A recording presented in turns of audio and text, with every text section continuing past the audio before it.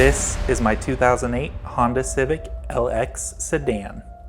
I purchased this vehicle out of necessity as I was in dire need of a car to get me from point A to point B for the foreseeable future.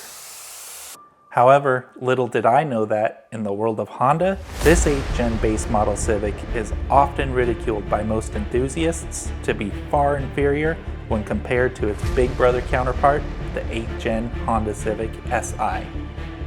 So that got me thinking, what could I do to turn this Honda into a more exciting, performance-based daily driver on a reasonable budget? I know it may never reach the same potential as the Si, but surely there must be something I could do to make this grocery getter a lot more fun to drive. So with that in mind, I started this build a little over 3 years ago, slowly sharing my progress with others over social media. And while my initial intention was to install budget-friendly upgrades, things inevitably started to spiral out of control. I have officially decided to go for broke and will attempt to optimize every ounce of performance this questionable R18A1 engine has in it.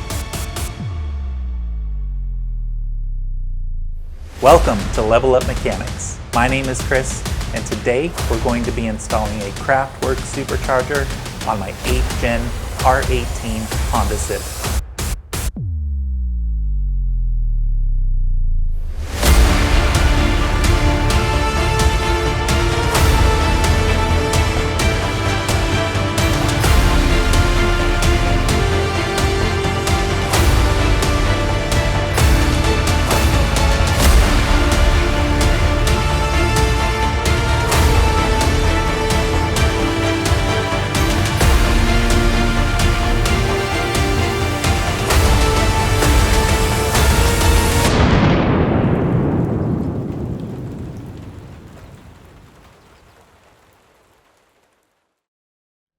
Here is everything that I'm going to be installing as far as the Kraftwerks Supercharger kit is concerned. I will have some additional components that I'll be adding to the kit, but starting off over here, we obviously have our Rotrex supercharger, the oil for the supercharger, and we have our bracket to mount the supercharger onto the vehicle. This is the pulley for the supercharger. We have some miscellaneous hardware.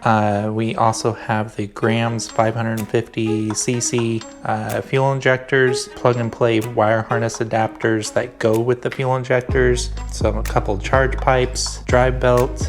I believe this is a filter for the oil cooler system. This is a reservoir for the oil cooler system. We have some oil lines, some vacuum lines, and whatnot. This is the actual oil cooler. And then we have some charge pipe hoses and more vacuum lines and oil lines. This is the filter that's included with the kit. This is the intercooler for the supercharger kit, and obviously some more charge pipes. In addition to the Kraftwerks Supercharger kit, I'll also be adding some additional items to the vehicle. Some of these I got off of Amazon. I'll make sure to provide a full list in the description section below in regards to everything that I've installed to work in conjunction with the Kraftwerks Supercharger kit for the R18 Civic. But I have a valve cover that I painted. I have made another video in how I went about painting this valve cover. So if you're interested, make sure to check out that video as well. I'm going to also install a lower torque mount for the R18 Civic.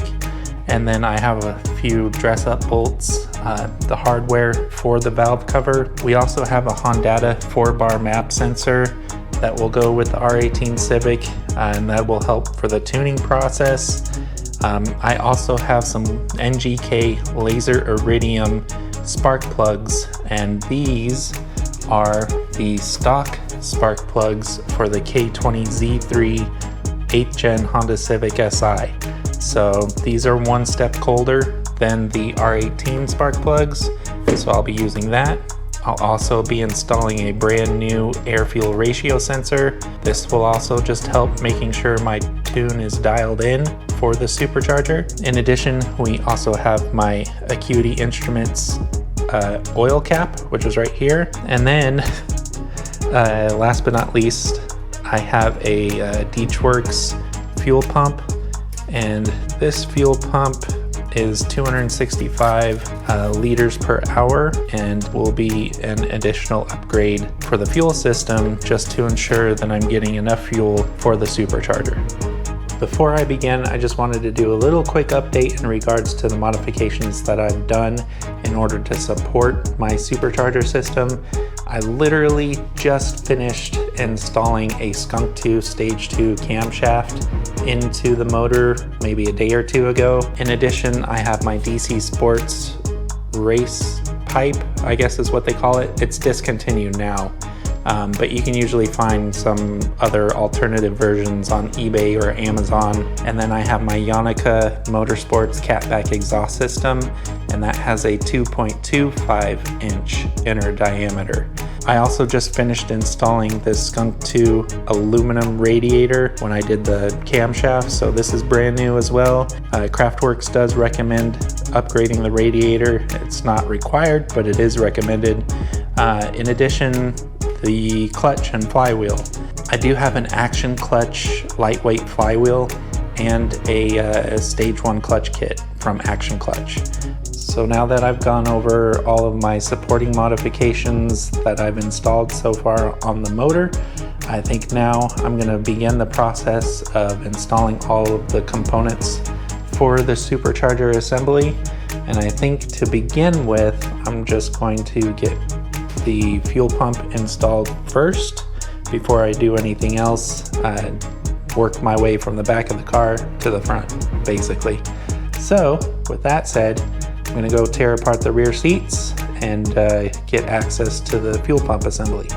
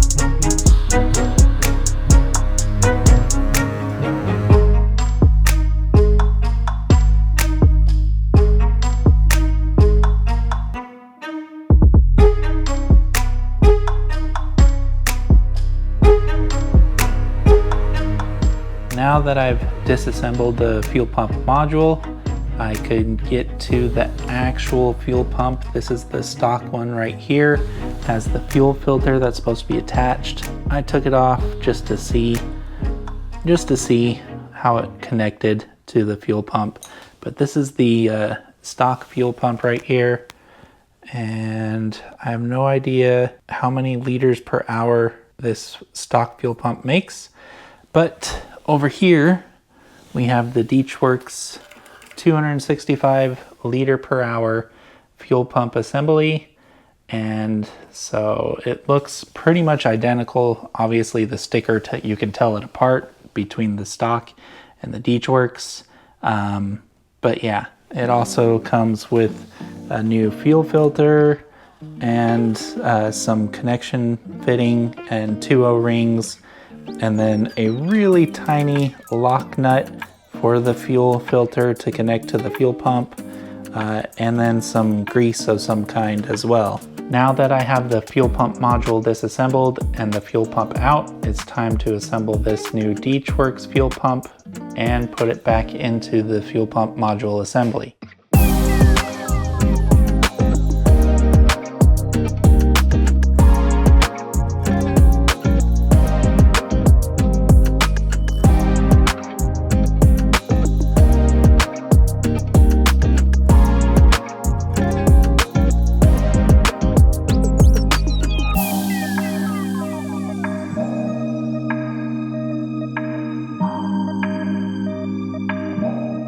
Here is the Hasport lower engine torque mount for the 8th gen Honda Civic R18 motor.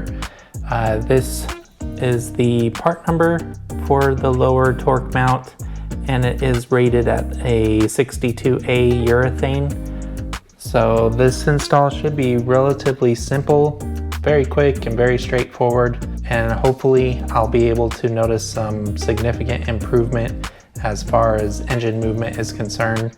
There's a good chance I might feel some excessive vibrations, especially at idle, but we'll cross that bridge when we get there. All right, as far as the lower engine torque mount is concerned, this is the guy. He connects the lower part of the engine to the subframe. So all we need to do is remove a couple of bolts. We got 2 on this end, 1 on this end, and then we have 3 or 4 for the bracket that connects to the engine that we probably need to remove just to get extra space to slide the new engine mount in and the old engine mount out.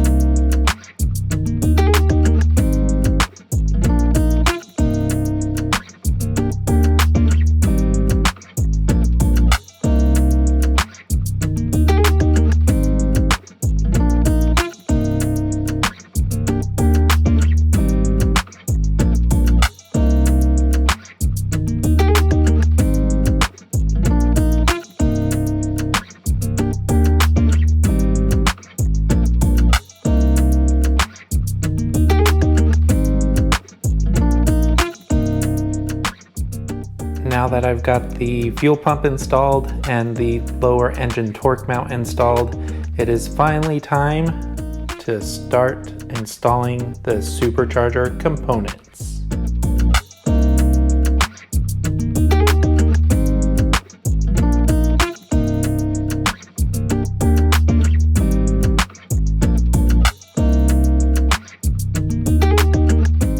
So, quick update on the supercharger install process. Many of you are aware that on Kraftwerks website, this supercharger kit is only specified for the coupe, but not the sedan. There is a bit of modification that I've had to do so far in order to make the components fit that are currently on the vehicle. The first modification I needed to do would be the idler pulley over here for the supercharger. So with the idler pulley, and let me show you real quick, the idler pulley has 2 lips on the pulley, and they're kind of big, so big that the inner lip actually will contact the block and this engine mount area. So what I had to do is grind down the lip probably by 1 millimeter or 2 millimeters. There's still a lip there, but it's a lot shorter than the outer lip. And this is to clear the block so that way it can actually spin freely. I don't know if there's a similar problem to this for the coupe version, but this is one modification I had to do initially in order to get the supercharger bolted up and installed and have the idler pulley spinning freely. Hopefully, I mean, I am just like a hair off of the engine block. hopefully that's enough. I'll know when I start the vehicle. I did spin it freely while it was in place, and there seemed to be no contact at that point, but after installing the supercharger and the bracket for the supercharger, it may have shifted it ever so slightly, so I'll know when I start it up. If I hear noise, this is the first place I'm gonna look. And then the second issue that I've run into with trying to install this on a sedan 8th gen Civic is the intercooler itself. It bolts up to the impact bar, which is supposed to sit here. Currently I have it off, but that's because I needed to make modifications to the condenser in order to retain my AC system. So let me get down here and show you. So the first modification I needed to do was bend this AC line kind of downward and out of the way a little bit. I may have kinked it ever so slightly right there at the mounting point, but there's no leaks yet as I have a full Freon charge and I don't have any leaks so far. But if I do have a leak, I'm gonna have to look at that guy first. And then this upper condenser AC line typically has a little mounting bracket on the line. I had to remove that and sort of bend or twist it out of the way slightly to push this part of the line outward towards the body more. And that is because there is a charge pipe right here. It's supposed to go in this crevice area to the supercharger, and then the other end is supposed to mate onto the intercooler. I do have it bent out of the way, so I think I have clearance, but the final piece of clearance that I had to do, and let me find the part, on the condenser over here, you see this shiny flat spot right there. I've ground that away because that is where that little bracket that connects to this line that I was talking about earlier sits. And this is the piece that I basically cut off and then grounded it away to smooth it out and create more space so I can put that charge pipe in.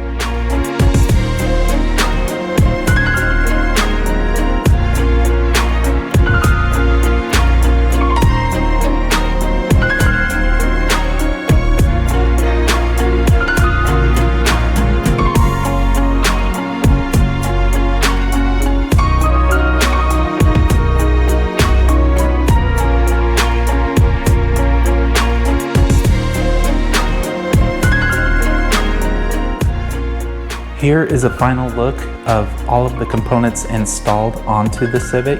As you can see, everything is good and ready to go. There are some final things I just wanted to go over. I did have to end up modifying the front bumper quite extensively, especially the lower grille, in order for the intercooler to actually clear the front bumper. I did have to take off my OEM style fog lamps because they were obstructing my ability to put the front bumper back on with the intercooler system installed. I also had to trim and cut a lot of the lower grille in order to clear the intercooler and keep the components from rubbing against each other. I've installed the K20Z3 spark plugs onto the R18 engine. Again, they're one step colder than the factory R18 NGK spark plugs. The new air-fuel ratio sensor is installed. This, being brand new, should help with the tuning process to get accurate numbers. The supercharger oil cooler system is installed on the vehicle. We have the reservoir right over here. There is oil throughout the entire oil cooler system, but it starts at this reservoir, comes out of the bottom hose, travels along over here to where we have an inline filter. I don't know how well you can see that, but there's an inline filter installed right here at this location. Then the oil travels into the inlet of the supercharger and then exits the outlet of the supercharger, at which point it travels through the hose down to the front where the oil cooler is placed in front of the condenser. and then out of the oil cooler and travels back up over and into the top of the oil cooler reservoir. The fuel injectors are installed back here, and then also it's really hard to see, but there's a Hondata map sensor right over here, right after the throttle body that's installed. This is a 4-bar map sensor and will help with the tuning process. So now at this point, since everything is installed and ready to go, we're at the point now where we need to upload a base map in order to get the engine running with the supercharger system installed. In order to do this, I'm going to use my Hondata Flash Pro, and in addition, I've also paid for an online ECU tuning service from e-tunez. They sent me a base map that I can upload via Hondata Flash Pro in order to get my engine running and started, and then with the tuning service I will just send data logs to them and they'll send me revisions of the tune, and we'll go back and forth on that process about 7 or 8 times until the tune is actually dialed in and completed. All right, it's the moment of truth. It's time to fire this guy up, see if it'll turn on, and take it for a drive. Fingers crossed.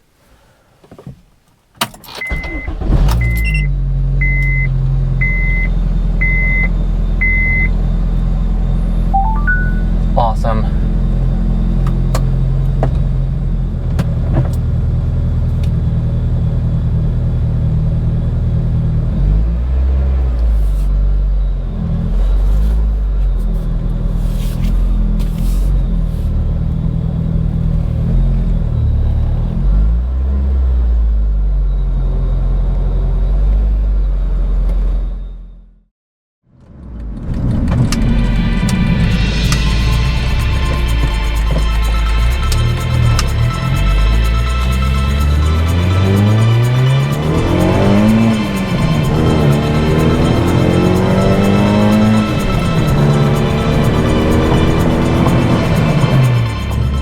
So this base model Civic that I have right now with the camshaft and supercharger combo, it's now twice as fun to drive since I have twice the power going to the wheels now. I'm about on average around 220 wheel horsepower with the camshaft and supercharger combo.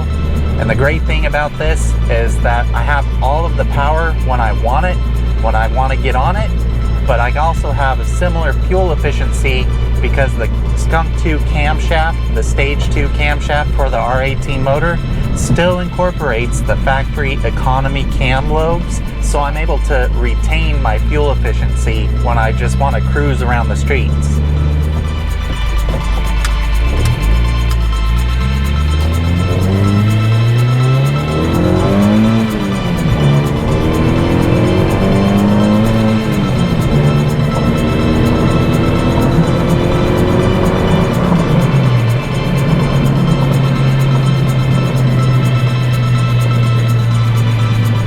So far, I'm really enjoying this combination of a camshaft and supercharger on the R18. Makes the whole vehicle much more responsive, and I'm really excited.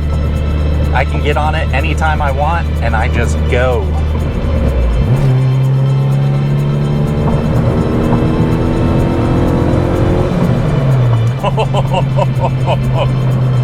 Man, that's so much fun.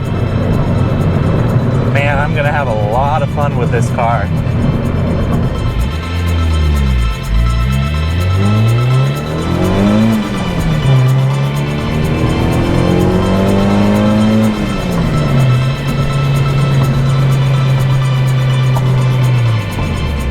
As always, if you have any questions about this build, leave a comment down below and I'll get to it as soon as I can.